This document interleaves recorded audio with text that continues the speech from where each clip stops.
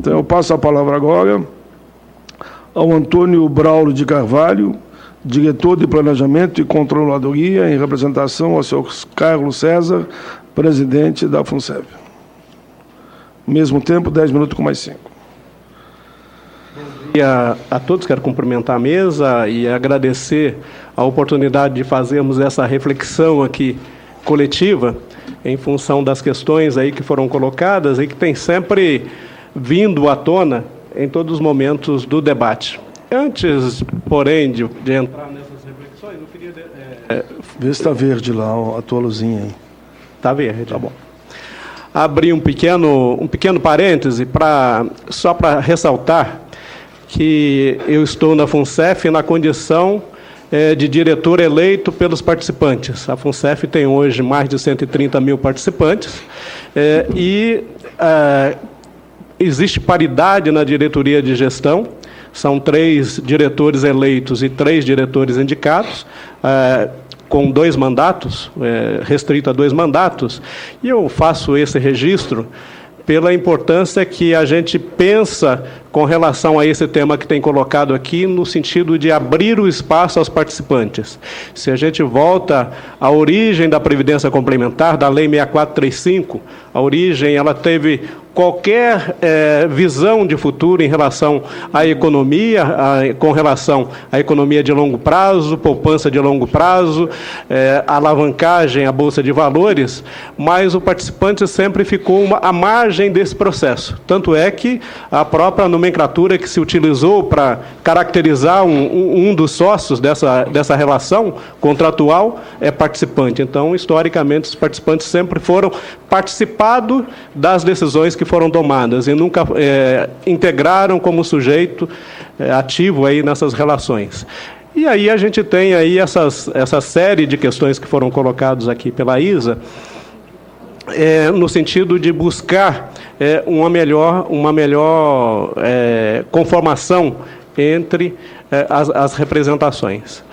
O que a gente traz aqui para discutir é que o fundo de pensão ele tem um sentido fundamental, que é defender a melhoria, ou então preservar a qualidade de vida do participante, do trabalhador, mais ou menos próximos ao período laboral. E a gente fica imaginando, com todas as restrições que tem hoje, embora a Previdência Complementar, embora a Previdência Oficial, ela seja um mecanismo fundamental para manutenção aí da sociedade, manutenção dos...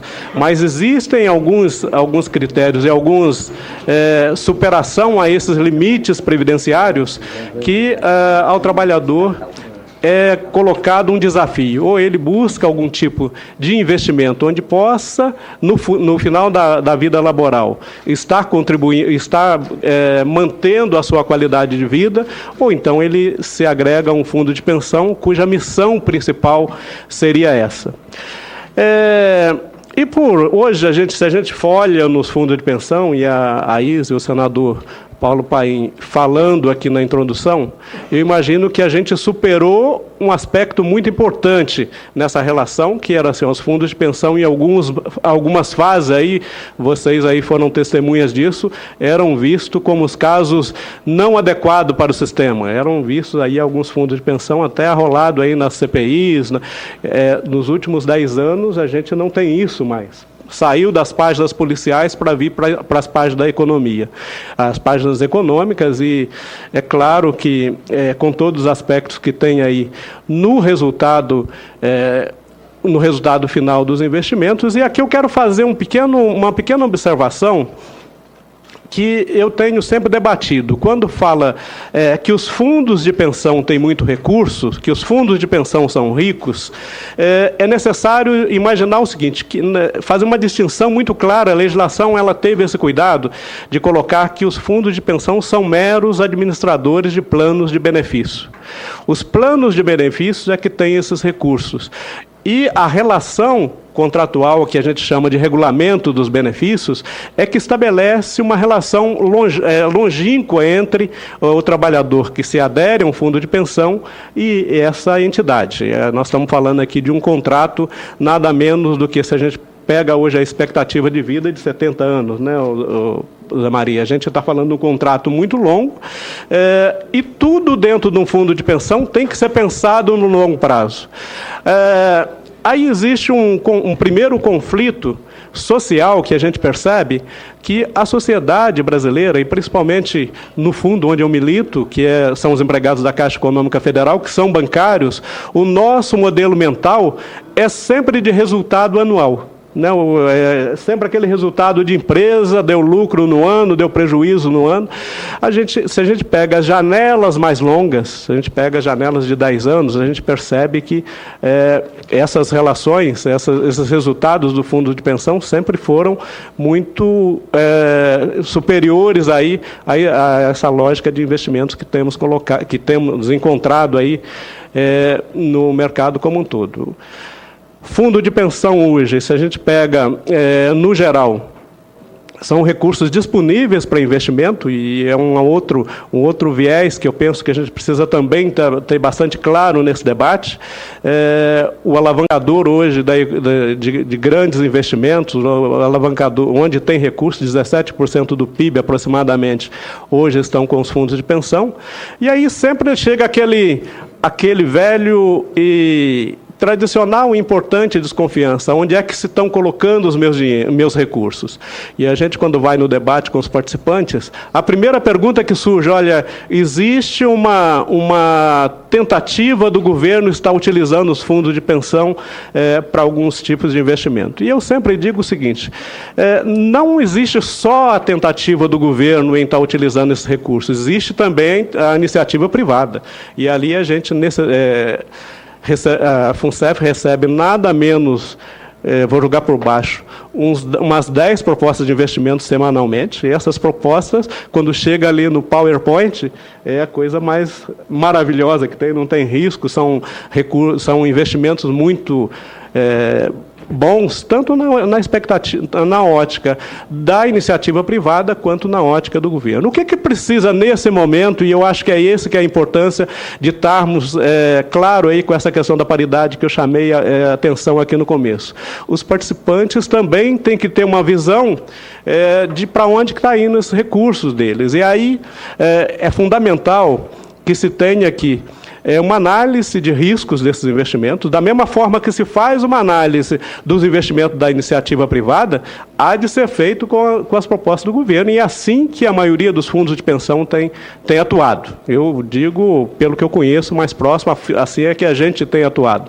Não quero dizer também que é um mundo de santos, pode ser que em outras realidades isso não seja tão presente, mas o que a gente coloca, e na condição ali, sendo um diretor eleito, na controladoria da FUNCEF, a gente tem isso muito claro. Então, assim, todos os investimentos que têm hoje passado pelos fundos de pensão têm esse critério. A legislação hoje ela é muito rigorosa com relação a essas decisões de investimento, ela foi muito cuidadosa com relação a isso.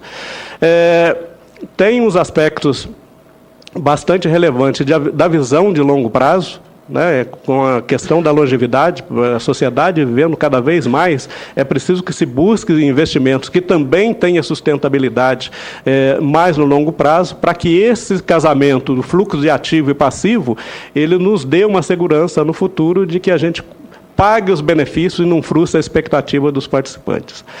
Nesse aspecto, é muito importante que a legislação também ela ajude isso. Eu imagino assim, olha, o aspecto, a característica previdenciária dos fundos de pensão, ela nunca pode ser esquecida por qualquer autoridade que milite nessa área. Tanto da parte da Previc, quanto da parte governamental, não pode transformar os fundos de pensão em negócio. E quando a ISA chama a atenção da 26, na minha opinião, é um dos principais retrocessos que aconteceu na Previdência Complementar, é a questão da 26, onde literalmente transformou o caráter previdenciário dos fundos de pensão em negócio. Hoje as patrocinadoras têm uma visão de que se o meu resultado do fundo de pensão for superavitário, esse resultado ele retorna para o participante. E, ao mesmo tempo, se coloca uma outra resolução que potencializa esse resultado, que é a questão da redução da taxa de juros de uma forma com todas as previsões do caráter da revisão atuarial, mas que, ao reduzir a taxa de juros, eu potencializo a possibilidade de ter resultado positivo, e esse resultado positivo ele é distribuído para a patrocinadora. O contrário também é o debate que se tem feito. Hoje, aos 2 anos de resultado negativo, se chama os participantes à contribuição. Só que aí existe uma reflexão que precisa ser feita. Como eu disse a princípio, os fundos de pensão eles não podem ser analisados no curto prazo. Se hoje a gente analisa a economia mundial, todos os fundos de pensão do país, que são a grande parte do mundo, vão ter uns resultados negativos em função do resultado da economia global. Se analisarmos uma janela um pouco mais longa, a gente percebe que essa realidade ela não perdura, ela não se sustenta. Agora, como é que eu vou agora chamar os meus participantes com um resultado, um período muito curto, para fazer a sua compensação, e sendo que possivelmente no próximo ano já tenha resultados superavitários sem capacidade de compensação. Então é um jogo que eu acho que a gente precisa estar muito atento a todas as decisões que foram tomadas e as definições aí de futuro dentro desse sistema, porque é uma importante alavanca para os investimentos do país, é uma importante sustentadora aí do desenvolvimento do país, e que tem que ser tratado de uma forma muito carinhosa, de uma forma muito cuidadosa, para que não frustrem os participantes, e de uma outra forma a gente também consiga ter aí resultados que sejam sempre positivos para o desenvolvimento desse país. Muito obrigado. Muito bem. Esse foi o senhor Antônio Brau de Carvalho, que falou em nome do presidente da FONSEF.